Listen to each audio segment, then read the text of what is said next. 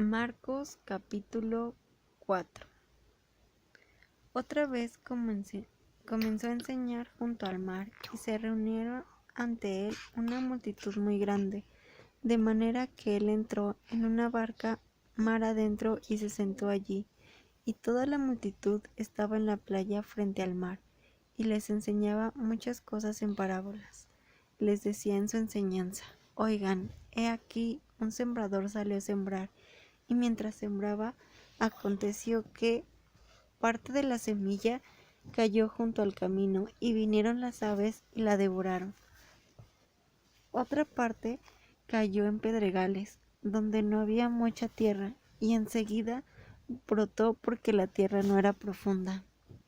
Y cuando salió el sol se quemó, y porque no tenía raíces se secó. Otra parte cayó entre los espinos, y los espinos crecieron y la ahogaron, y no dio fruto. Y otras semillas cayeron en buena tierra, y creciendo y aumentando dieron fruto, y llevaron fruto a 30, 60 y 100 por uno. Y decía: El que tiene oído para oír, oiga. Cuando estuvo solo, los que estaban alrededor de él, junto con los 12, le preguntaban en cuanto a las parábolas.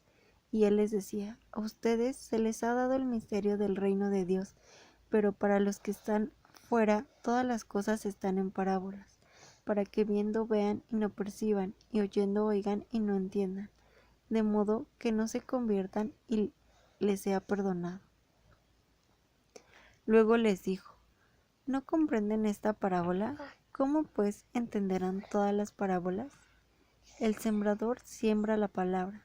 Primero están estos que caen junto al camino donde se siembra la palabra, y cuando la oyen, enseguida viene Satanás y quita la palabra que había sido sembrada en ellos.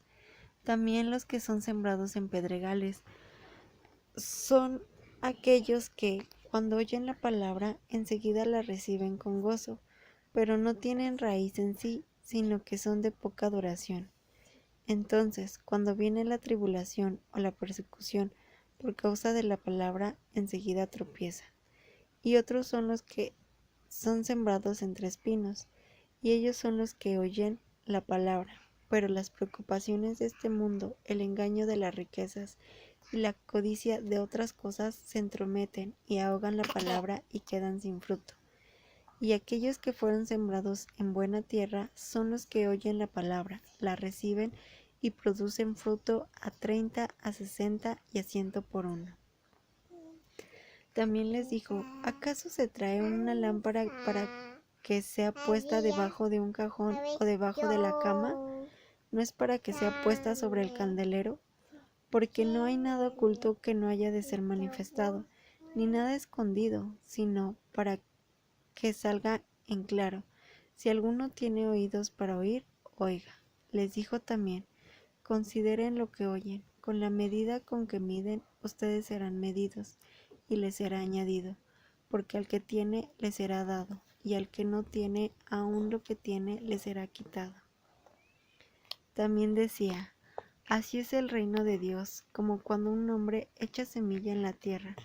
Él duerme de noche y se levanta de día, y la semilla brota y crece sin que él sepa cómo, porque de por sí la tierra da fruto, primero el tallito, luego las espigas y después el grano lleno de la espiga. Y cuando el fruto se ha producido, enseguida él mete la hoz porque la siega ha llegado. También decía: ¿A qué haremos semejante el reino de Dios? ¿Con qué parábola lo compararemos? Es como un grano de mostaza que, cuando es sembrado en la tierra, es la más pequeña de todas las semillas de la tierra, pero una vez sembrado, crece y se convierte en la más grande de todas las hortalizas y echa ramas muy grandes, de modo que las aves del cielo pueden anidar bajo su sombra. Con muchas parábolas semejantes les hablaba la palabra conforme a lo que podían oír. No les hablaba sin parábolas, pero en privado les explicaba todo a sus discípulos. Aquel día, al anochecer, les dijo: Pasemos al otro lado. Y después de despedir a la multitud, lo recibieron tal como estaba en la barca, y había otras barcas con él. Entonces se levantó una gran tempestad de viento que arrojaba las olas a la barca, de modo que la barca ya se anegaba, y él estaba en la popa, durmiendo sobre el cabezal. Pero lo despertaron diciendo: Maestro, ¿no te importa que perezcamos? Y despertándose, reprendió al viento y dijo al mar: Calla, enmudece. Y el viento cesó y se hizo grande bonanza. Y les dijo: ¿Por qué están asustados? ¿Todavía no tienen fe?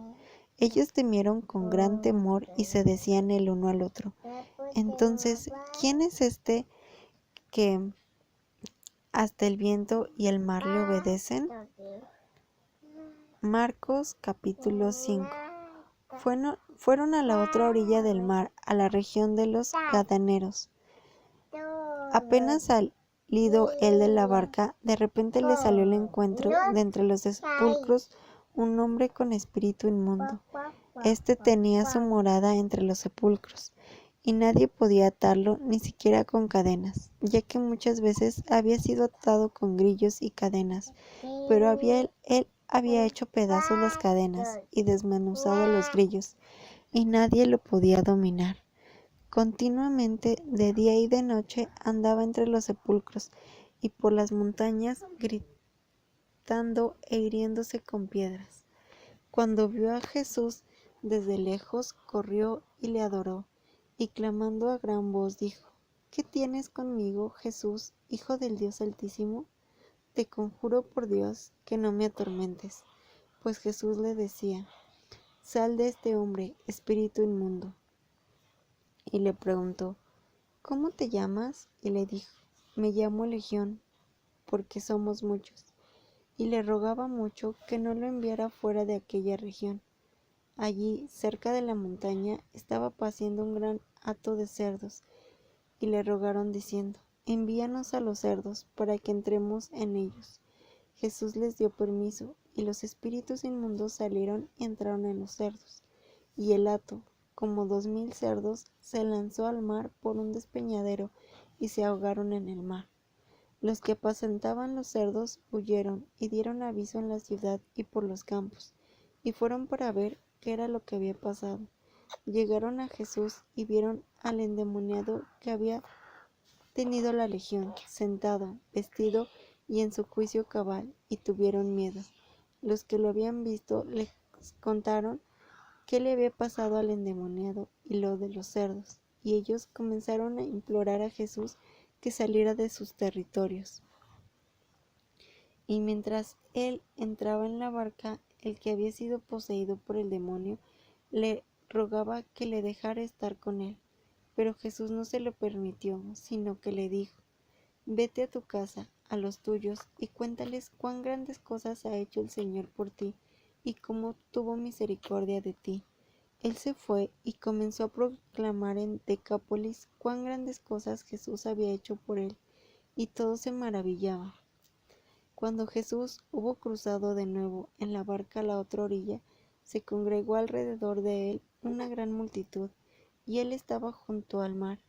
Y vino uno de los principales de la sinagoga, llamada Jairo. Cuando lo vio, se postró a sus pies y le imploró mucho diciendo: Mi hijita está agonizando. Ven, pon las manos sobre ella para que sea salva y viva. Jesús fue con él, y lo seguía una gran multitud y lo apretujaban. Había una mujer que sufría de hemorragia desde hace 12 años. Había sufrido mucho de muchos médicos y había gastado todo lo que tenía, y de nada le había aprovechado, más bien iba de mal en peor. Cuando oyó hablar de Jesús, vino por detrás de él entre la multitud y tocó su manto, porque ella pensaba: si solo toco su manto, seré sanada. Al instante se secó la fuente de su sangre y sintió en su cuerpo que ya estaba sana de aquel azote. De pronto Jesús, reconociendo dentro de sí que había salido poder de él, volviéndose a la multitud, dijo: ¿Quién me ha tocado el manto? Sus discípulos le dijeron: ves la multitud que te apretuja y preguntas, ¿quién me tocó? Él miraba alrededor para ver a la que había hecho esto. Entonces la mujer, temiendo y temblando, sabiendo lo que en ella había sido hecho, fue y se postró delante de él y le dijo toda la verdad. Él le dijo, hija, tu fe te ha salvado.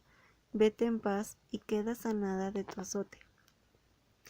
Mientras él aún hablaba, vinieron de la casa del principal de la sinagoga diciendo, tu hija ha muerto, ¿para qué molestas más al maestro?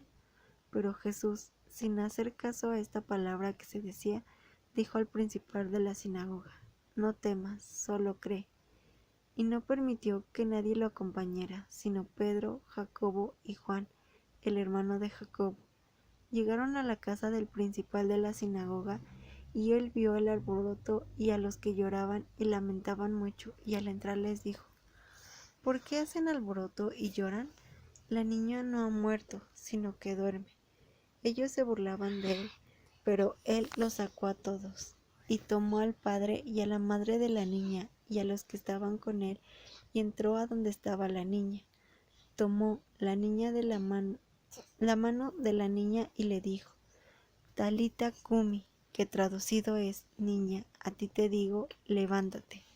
Y enseguida la niña se levantó y andaba, pues tenía 12 años, y quedaron atónitos. Él les mandó estrictamente que nadie lo supiera, y ordenó que le dieran a ella de comer.